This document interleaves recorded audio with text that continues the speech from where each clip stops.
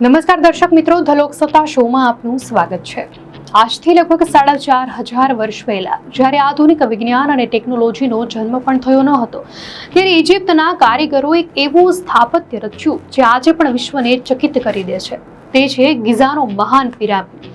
ઇજિપ્તના ચોથા વંશના શાસક ફારૂન ખુફુના મકબરા તરીકે બંધાયેલા પિરામિડ, જે 480 ફૂટની પ્રારંભિક ઊંચાઈ ધરાવતો હતો, તે 3,800 વર્ષથી વધુ સમય સુધી વિશ્વનું સૌથી ઊંચું માનવસર્જિત માળખું રહ્યું। આ પિરામિડમાં લગભગ 23 લાખ પથ્થરના બ્લોકનો ઉપયોગ થયો હોવાનો અંદાજ છે, જેમાંથી દરેકનું વજન 2.5 ટનથી લઈને 15 ટન સુધી અથવા તો કેટલાક કિસ્સાઓમાં 45,000 કિલો જેટલું પણ હોવાનું માનવામાં આવે છે।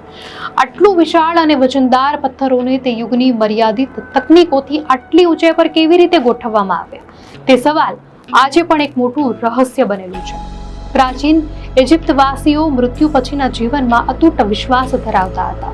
નેશનલ જિયોગ્રાફીના મતે ફારૂન ખુફુએ દેવતા બનવાની અને પોતાના શાસનને આવતા જીવનમાં પણ જાળવી રાખવાની આશામાં આ ભવ્ય બાંધકામ કરાવ્યું હતું।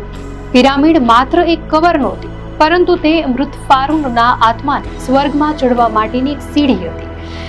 એટલા માટે રાજાની જરૂરિયાત મુજબના તમામ કિંમતી સામાન, જેમ કે સોનાનો મુખવટો, ખોરાક, શસ્ત્રો અને દૈનિક ઉપયોગની વસ્તુઓ અહીં તાબૂત સાથે મૂકવામાં આવતા, જેથી તે પરલોકના પ્રવાસમાં તેનો ઉપયોગ કરી શકે।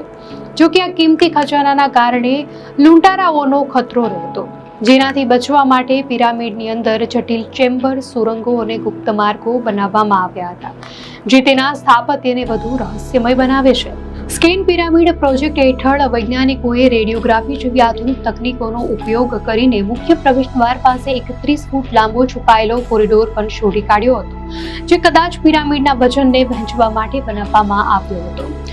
આ શોધ પિરામિડના આંતરિક રહસ્યો ખોલવાની દિશામાં એક નવું પગલું છે।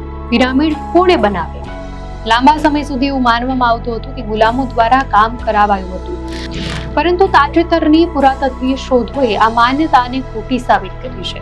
પુરાવો દર્શાવે છે કે આ પિરામિડ કુશળ કારીગરો અને શ્રમિકોએ બનાવ્યા હતા, જેમને નિયમિત પગાર મળતો હતો અને જેઓ પિરામિડની નજીક વસાવેલી 17 એકરની વ્યવસ્થિત વસાહતમાં રહેતા હતા। આ વસાહતમાં મળેલા ભઠ્ઠીઓ અને પ્રાણીઓના હાડકાં સૂચવે છે કે આ શ્રમજીવીઓ માટે ભોજન અને અન્ય વ્યવસ્થાઓ કેન્દ્રીય અધિકારીની દેખરેખ હેઠળ હતી। પિરામિડના મુખ્ય આર્કિટેક્ટ તરીકે હામેયુનું, જે ખુફુના વિઝિયર હતા, તેમનું નામ સામે આવ્યું છે। પથ્થરોની હેરફેર સૌથી મોટો પડકાર હતો। નાઇલ નદીના કિનારે મળેલા પપાયરી જેવા લેખિત દસ્તાવેજો દર્શાવે છે કે બાંધકામ સામગ્રીને ગિઝાના ઉચ્ચ પ્રદેશ સુધી પહોંચાડવા માટે માનવ નિર્મિત નહેરોનો ઉપયોગ થતો હતો। આ નહેરો દ્વારા લાઇમસ્ટોન, ગ્રેનાઇટ અને લેબનાનથી લાવવામાં આવેલા લાકડા જેવી સામગ્રી નાવડીઓની મદદથી બાંધકામ સ્થળની નજીક લવાતી। પછી આવે છે પથ્થરોને 450 ફૂટની ઊંચાઈ સુધી લઈ જવાનો અકલ્પનીય પ્રશ્ન।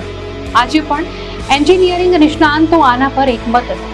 સૌથી પ્રચલિત થિયરીમાં માટીના ઢોળાવાળા કામચલાઉ માર્ગોનો ઉપયોગ સૂચવવામાં આવ્યો છે। કેટલાક માને છે કે પિરામિડની ચારે બાજુ સીધા ઢાળવાળા માર્ગો હતા, જ્યારે અન્ય સૂચવે છે કે પિરામિડની આસપાસ ઝિગઝેગ આકારના અથવા તો અંદરના ભાગમાં સર્પાકાર ઢાળનો ઉપયોગ થયો હશે। વળી હડનૂબ પાસે એક સ્ટીપ રેમ્પના પુરાવા પણ મળ્યા છે। આ પથ્થરોને ખેંચવા માટે લાકડાના સ્લેજ, દોરડા અને લીવરનો ઉપયોગ કરવામાં આવતો હતો। એક સિદ્ધાંત અનુસાર રેતીને ભીની કરવાથી ઘર્ષણ ઓછું થાય છે, જે સ્લેજને ખેંચવાનું સરળ બનાવે છે। આ તકનીકનો પણ ઉપયોગ થયો હોવાની સંભાવના રહેલી છે। જોકે પિરામિડના રહસ્યો હજુ પણ સંપૂર્ણપણે ખુલ્યા નથી। તાંબાના નરમ ઓજારોથી ગ્રેનાઇટ જેવા અત્યંત સખત પથ્થરો કેવી રીતે કાપવામાં આવ્યા, તે હજી પણ એક સવાલ છે। સંભવ છે કે કાપવા માટે રેતી અને પાણીનો ઉપયોગ કરીને સતત ઘસારો પેદા કરવામાં આવ્યો હોય। વળી પિરામિડની અંદરનું તાપમાન બહારના ગમે તેટલા ગરમ તાપમાનમાં પણ 20 સેલ્સિયસ પર સ્થિર રહે છે, અને તેના પાયાના ખૂણાના પથ્થરોમાં બોલ અને સોકેટની વ્યવસ્થા તેને ધરતીકંપથી પણ રક્ષણ આપે છે। આ પ્રાચીન ઇજિપ્તના કારીગરોની અદ્ભુત એન્જિનિયરિંગ કૌશલ્યનો પુરાવો છે। આ પિરામિડો આજે પણ આપણને યાદ અપાવે છે કે માનવીય દ્રઢતા, કોઠાસૂઝ અને સંગઠિત શ્રમ દ્વારા કોઈ પણ આધુનિક ટેકનોલોજી વિના પણ કેટલા અશક્ય લાગતા કાર્યોને પાર પાડી શકાય છે। જવાબ કરતા સવાલોની સંખ્યા વધારે હોવા છતાં ગીઝાનો મહાન પિરામિડ દુનિયાની 7 અજાયબીઓમાં પોતાનું સ્થાન જાળવી રાખીને સમયના પટ પર છવાયેલું એક અનસુલઝ્યું રહસ્ય બની રહ્યું છે. દર્શક મિત્રો, આ માહિતી આપને કેવી લાગી? આપની પ્રતિક્રિયા અમને કોમેન્ટમાં ચોક્કસથી જણાવશો. અને જો આપને આ વિડીયો સારો લાગ્યો હોય તો વિડીયોને લાઈક કરો અને ચેનલને સબસ્ક્રાઇબ કરો.